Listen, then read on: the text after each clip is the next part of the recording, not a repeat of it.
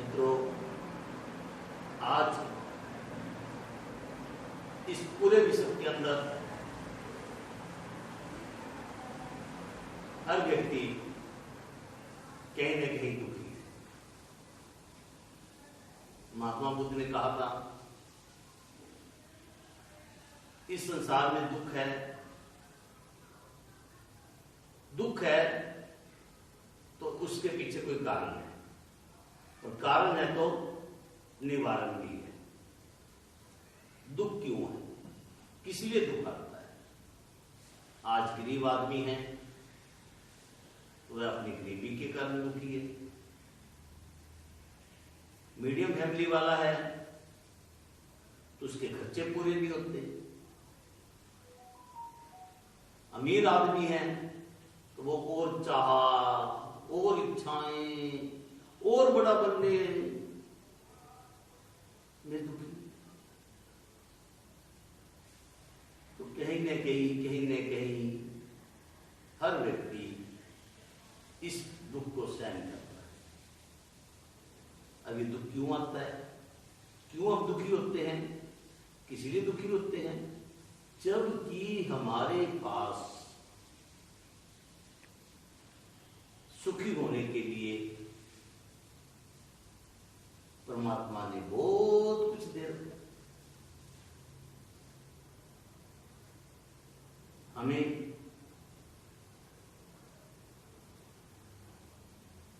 इतना बढ़िया शरीर दिया है जिसमें कोई बीमारी नहीं है।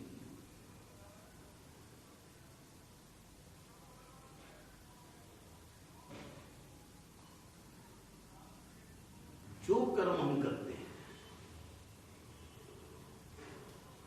उसका जो फल है वो पीछे पीछे पीछे पीछे भागता हुआ हमारे पास आ जाता है।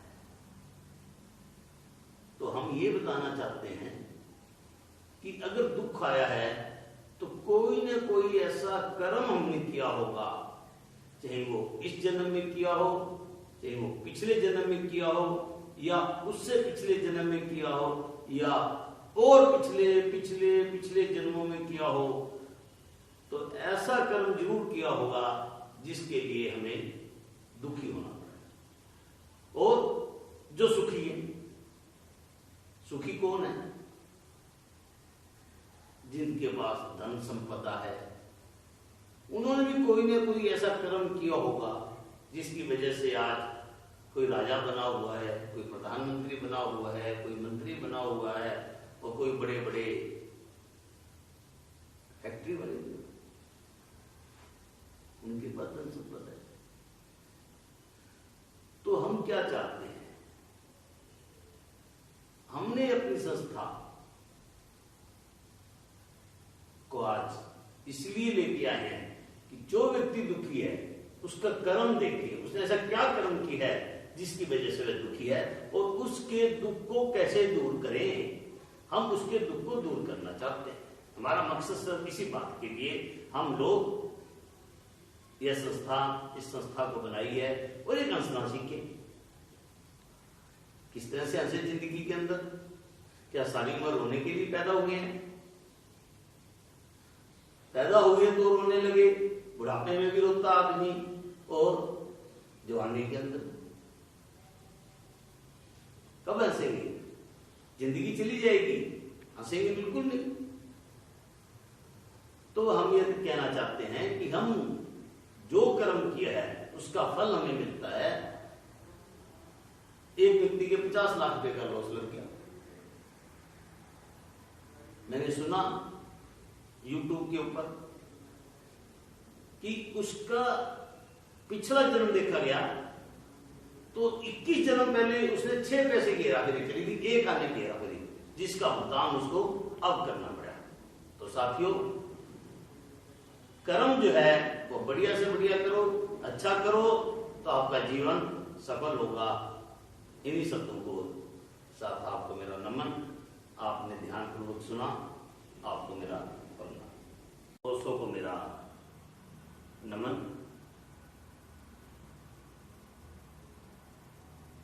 सभी मित्रों का ध्यान मंदिर में हार्दिक अभिनंदन है। साथियों, परमात्मा ने हमें यह जिंदगी दी है।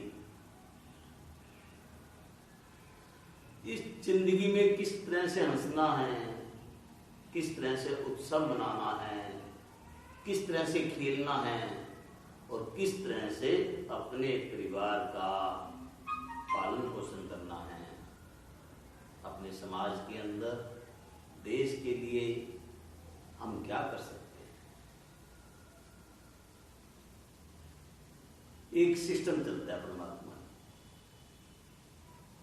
अलग अलग ड्यूटी बांटी, किसी की चपरासी की है, किसी की क्लर्क की है, किसी की स्टेनो की है, किसी की इंस्पेक्टर की है, किसी को न्यायाधीश बना दिया, किसी को कमिश्नर बना दिया, किसी को ऑफिसर बना दिया। अलग अलग अलग अलग पूरे देश के अंदर उस मुताबिक सिस्टम चल रहा है। तो हमारा क्या सिस्टम है, हमें क्या करना चाहिए, हम किस तरह से आगे बढ़े। अगर आज कोई आदमी अमीर है तो वो क्यों है, आपको पता है कि उसने ऐसा कोई कर्म पिछले जन्मों में किया है या इस जन्म में किया है कि जिसकी वजह से आज उसके पास इतना पैसा। आज कोई राजनेता बना बैठे, समाज से भी बने बैठे, उनका इतना नाम है, तो ऐसा कर्म जरूर किया है जिसके कारण आज पूरा देश उनको याद करता है। मैंने सुना कि आज अगर कोई व्यक्ति अरबपति है तो उसने ऐसा कर्म निस्वार्थ भाव से सेवा करी,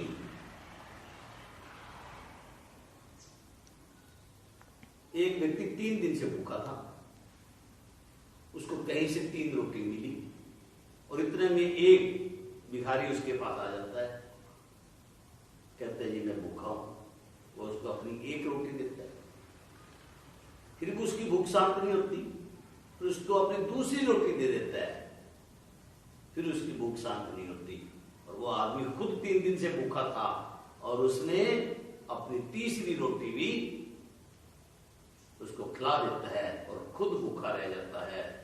तो ऐसी निस्वार्थ सेवा उच्च कोटि की, परमात्मा उसको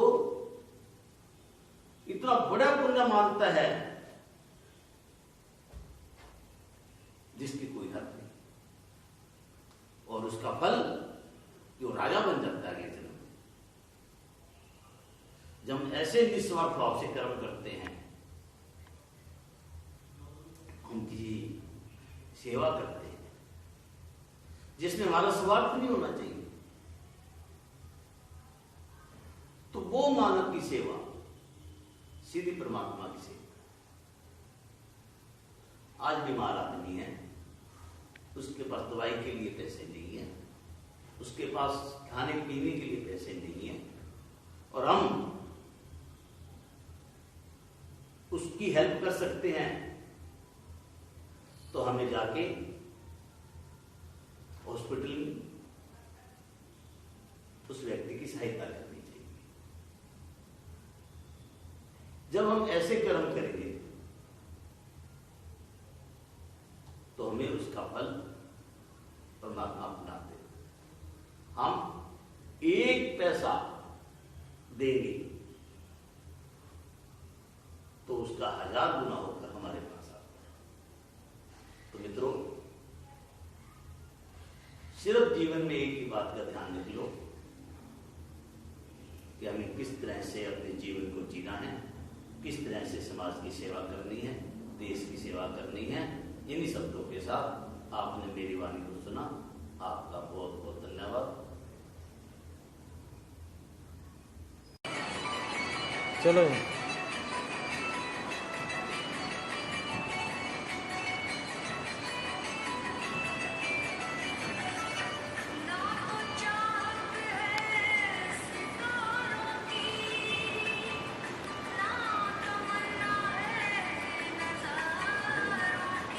रहने देंगे, ठीक है।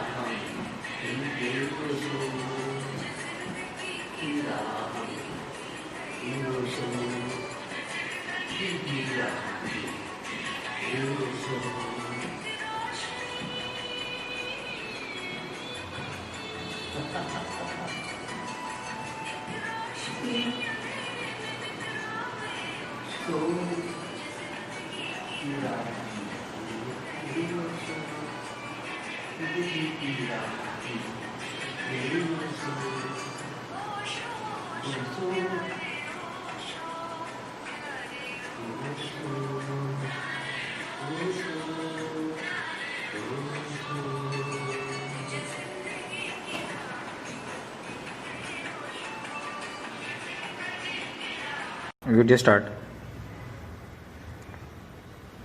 परम गुरु ओशो को मेरा नमन।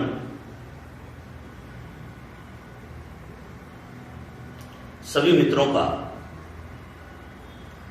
ध्यान मंदिर में हार्दिक अभिनंदन है। साथियों, परमात्मा ने हमें यह जिंदगी दी है।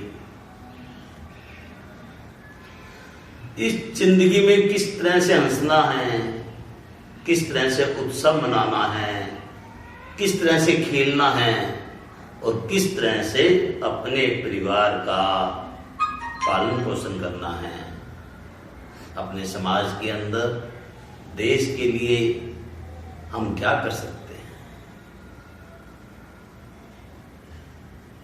एक सिस्टम चलता है परमात्मा का, अलग अलग ड्यूटी बांटी है।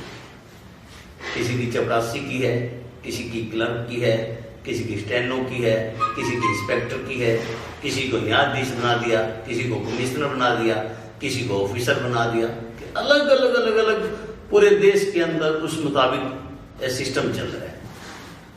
तो हमारा क्या सिस्टम है, हमें क्या करना चाहिए, हम किस तरह से आगे बढ़े। अगर आज कोई आदमी अमीर है तो वो क्यों है, आपको पता है? कि उसने ऐसा कोई कर्म पिछले जन्मों में किया है या इस जन्म में किया है कि जिसकी वजह से आज उसके पास इतना पैसा है। आज कोई राजनेता बना बैठे, समाज सेवी बने बैठे, उनका इतना नाम है, तो ऐसा कर्म जरूर किया है जिसके कारण आज पूरा देश उनको याद करता है। मैंने सुना कि आज अगर कोई व्यक्ति अरबपति है तो उसने ऐसा कर्म निस्वार्थ भाव से सेवा करी।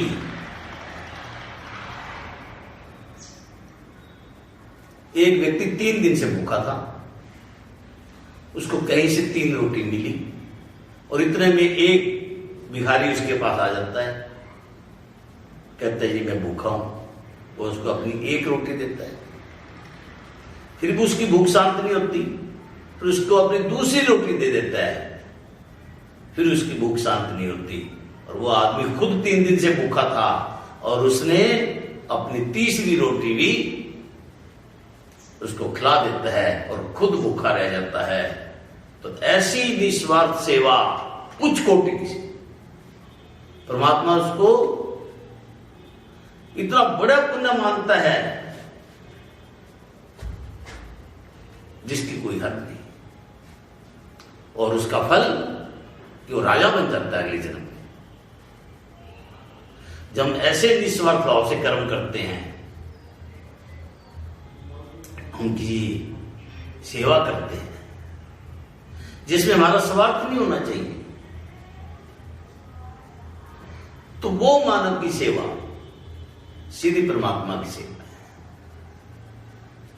आज बीमार आदमी है, उसके पास दवाई के लिए पैसे नहीं है, उसके पास खाने पीने के लिए पैसे नहीं है, और हम उसकी हेल्प कर सकते हैं, तो हमें जाके हॉस्पिटल में उस व्यक्ति की सहायता करनी चाहिए। जब हम ऐसे कर्म करेंगे तो हमें उसका फल परमात्मा अपना आप देता है। हम 1 पैसा देंगे तो उसका 1000 गुना होकर हमारे पास आता है। तो मित्रों, सिर्फ जीवन में एक ही बात का ध्यान रख लो कि हमें किस तरह से अपने जीवन को जीना है, किस तरह से समाज की सेवा करनी है, देश की सेवा करनी है। इन्हीं शब्दों के साथ आपने मेरी वाणी को सुना। आपका बहुत बहुत धन्यवाद।